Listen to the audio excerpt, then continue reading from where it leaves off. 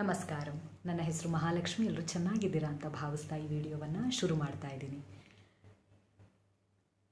ಇವತ್ತು ಯಾವ ಥರ ಸಿಚುಯೇಷನ್ ಬಂದಿದೆ ಅಂತ ಹೇಳೋದಾದರೆ, ಎಲ್ಲದನ್ನು ಕ್ವೆಶನ್ಸ್ ಮಾಡ್ತಾ ಇರ್ತೀವಿ. ಸನಾತನ ಧರ್ಮದಲ್ಲಿ ಏನೇನನ್ನು ಫಾಲೋ ಅಪ್ ಮಾಡ್ತಾ ಇರ್ತೀವೋ ಎಲ್ಲದನ್ನು ಕ್ವೆಶನ್ ಮಾಡೋದಕ್ಕೆ ಶುರು ಮಾಡಿದ್ದೀವಿ. ಅದು ತುಂಬಾ ಒಳ್ಳೆಯದು. ಆನ್ಸರ್ನ ತಿಳ್ಕೊಳ್ಳುವಂಥದ್ದು, ನಮಗೆ ಉತ್ತರ ಸಿಕ್ತು ಅಂತ ಅಂದರೆ ಏನಕ್ಕೆ ಆ ಪ್ರೊಸೀಜರ್ ಅಥವಾ ಆ ಕಾರ್ಯವನ್ನು ಮಾಡ್ತಾ ಇದ್ದೀವಿ ಅಂತ ಅನ್ನೋದು ಗೊತ್ತಾಗುತ್ತೆ. ಹಾಗಾದರೆ ಯಾವುದು ಅಂತ ಹೇಳೋದಾದರೆ, ಹೆಣ್ಣು ಮಕ್ಕಳು ಗಂಟೆಯನ್ನು ಹೊಡಿಬೇಕಾ ಬೇಡವಾ? ಮೇಯ್ನಾಗಿ ಮನೆಯಲ್ಲಿ ಪೂಜೆ ಮಾಡಬೇಕಾದ್ರೆ ಗಂಟೆ ಇರುತ್ತೆ, ಆ ಗಂಟೆನ ಹೊಡಿಬೇಕಾ ಬೇಡವಾ? ಇದರಲ್ಲಿ ತುಂಬಾ ಕನ್ಫ್ಯೂಷನ್ಸ್ ಇರುತ್ತೆ. ಒಬ್ಬೊಬ್ಬರು ಹೇಳ್ತಾರೆ ಇಲ್ಲ, ಹೆಣ್ಮಕ್ಳು ಗಂಟೆಯನ್ನು ಹೊಡಿಬಾರ್ದು ಅಂತ ಅಂದ್ಬಿಟ್ಟು. ಕಾರಣ ಏನು ಅಂತ ಕೇಳ್ತೀವಿ, ಹೌದಾ ಇಲ್ವಾ? ಗಂಡ್ಮಕ್ಳು ಮಾತ್ರ ಏನಕ್ಕೆ ಗಂಟೆ ಹೊಡಿಬೇಕು, ಹೆಣ್ಮಕ್ಳು ಏನಕ್ಕೆ ಗಂಟೆ ಹೊಡಿಬಾರ್ದು? ಈ ಕ್ವೆಶನ್ಸ್ ಎಲ್ಲರಿಗೂ ಬಂದೇ ಬರುತ್ತೆ. ಇವನ್ ನನಗೂ ಬಂದಿತ್ತು ಒಂದು ಟೈಮ್ನಲ್ಲಿ. ಆದರೆ ಉತ್ತರವನ್ನು ತಿಳ್ಕೊಳೋದ್ರಿಂದ ಬಹಳ ಇಂಪಾರ್ಟೆಂಟು. ನೋಡಿ, ಅವತ್ತಿನ ಕಾಲದಲ್ಲಿ ಹೆಣ್ಮಕ್ಳು ಏನಕ್ಕೆ ಗಂಟೆಯನ್ನು ಹೊಡಿಬಾರ್ದು ಅಂತ ಇದ್ರು ಅಂತಂದರೆ, ನೀವು ಗಂಟೆ ಹೊಡೆಯೋದ್ರಿಂದ ಏನಾಗುತ್ತೆ, ಇಲ್ಲಿ ನರ್ವ್ ಇರುತ್ತೆ. ಆ ನರ್ವ್ ಡೈರೆಕ್ಟಾಗಿ ಏನಾಗುತ್ತೆ, ನಿಮಗೆ ಗರ್ಭಕೋಶಕ್ಕೆ ಕನೆಕ್ಷನ್ ಇರುವಂಥದ್ದು. ಇದರಿಂದ ಏನಾಗುತ್ತೆ, ನಿಮಗೆ ಗರ್ಭಕೋಶದ ತೊಂದರೆ ಬರಬಹುದು, ರೀಪ್ರೊಡಕ್ಷನ್ ಸಿಸ್ಟಮ್ಗೆ ಏನಾದರೂ ಪ್ರಾಬ್ಲಮ್ ಆಗಬಹುದು ಅನ್ನೋ ಒಂದೇ ಕಾರಣಕ್ಕೆ ಆಲ್ಮೋಸ್ಟ್ ಎಲ್ಲರೂ ಬೇಡ ಮಾಡೋದು ಬೇಡ. ಇದು ಬಿಟ್ಟರೆ ಇದ್ರ ಹೊರತಾಗಿ ಹೇಳೋದಾದರೆ, ಗರ್ಭಕೋಶಕ್ಕೆ ಅಥವಾ ಅಲ್ಲಿ ಏನೇನು ಇಶ್ಯೂಸ್ ಆಗುವಂತಹ ಚಾನ್ಸಸ್ ಇರುತ್ತೆ, ಆಗುವಂತಹ ಪ್ರಾಬ್ಲಮ್ಗಳಿಗೋಸ್ಕರ ಎಲ್ಲರೂ ಹೆದರುಕೊಂಡು ಏನು ಮಾಡ್ತಾಯಿದ್ರು ಅಂತಂದರೆ, ಬೇಡ ಹೆಣ್ಮಕ್ಳು ಮುಟ್ಟೋದೇ ಬೇಡ ಗಂಟೆಯನ್ನು ಅಂತ ಅನ್ನುವಂಥದ್ದಿತ್ತು.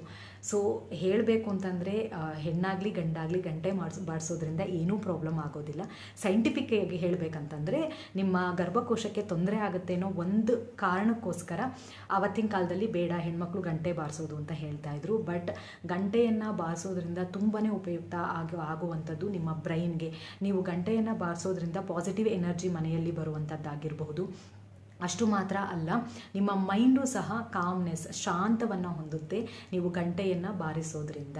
ಸೊ ಇವತ್ತಿನಿಂದ ಹೆಣ್ಮಕ್ಳು ಗಂಟೆ ಬಾರಿಸ್ಬೇಕಂತಂದರೆ ಏನೂ ಇಶ್ಯೂಸ್ ಆಗೋದಿಲ್ಲ. ಆದಷ್ಟು ಹೇಳುವಂಥದ್ದೇನು ಅಂತಂದರೆ, ಸೈಂಟಿಫಿಕ್ ರೀಸನ್ ಹೇಳಿದ್ದೀನಿ, ರೀಪ್ರೊಡಕ್ಷನ್ ಸಿಸ್ಟಮ್ಗೆ ಸ್ವಲ್ಪ ಪ್ರಾಬ್ಲಮ್ ಆಗ್ಬೋದು ಅಂತ ಅಂದ್ಬಿಟ್ಟು.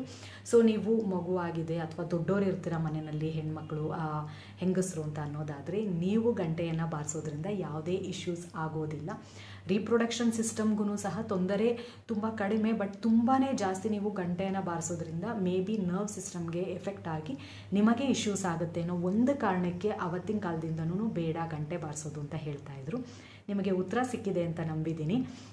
ಸೊ ಇವತ್ತಿನಿಂದ ಗಂಟೆ ಹೆಣ್ಮಕ್ಳು ಬಾರಿಸಬಾರ್ದು ಅಂತ ಅನ್ನೋದು ತಪ್ಪು. ಹೆಣ್ಮಕ್ಳು ಸಹ ಗಂಟೆಯನ್ನು ಬಾರಿಸಬಹುದು.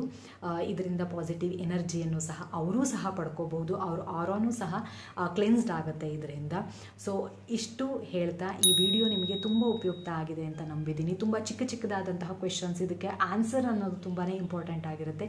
ಆ ಆನ್ಸರ್ ಸಿಕ್ಕಿದೆ ಅಂತ ಅಂದ್ಕೊಂಡಿದ್ದೀನಿ. ಇನ್ನೂ ನಿಮಗೆ ಆನ್ಸರ್ ಸಿಕ್ಕಿಲ್ಲ, ಇದ್ರ ಬಗ್ಗೆ ಇನ್ನೂ ಮಾಹಿತಿ ಬೇಕು ಅಂತ ಅನ್ನೋದಾದರೆ ಕಮೆಂಟ್ ಮೂಲಕ ತಿಳಿಸಿ. ಇದ್ರ ಬಗ್ಗೆ ಇನ್ನೂ ಹೆಚ್ಚಿನ ಮಾಹಿತಿಗೋಸ್ಕರ ಇನ್ನೂ ವಿಡಿಯೋಸ್ನ ಮಾಡಿ ನಾನು ನಿಮಗೋಸ್ಕರ ಉತ್ತರವನ್ನು ತಗೊಂಡು ಬರ್ತೀನಿ ಅಂತ ಹೇಳ್ತಾ ಈ ವಿಡಿಯೋವನ್ನು ಇಲ್ಲಿಗೆ ಮುಕ್ತಾಯಗೊಳಿಸ್ತಾ ಇದ್ದೀನಿ. ಸರ್ವೇ ಸಜ್ಜನ ಸುಖಿನೋ ಭವಂತು. ನಮಸ್ಕಾರ.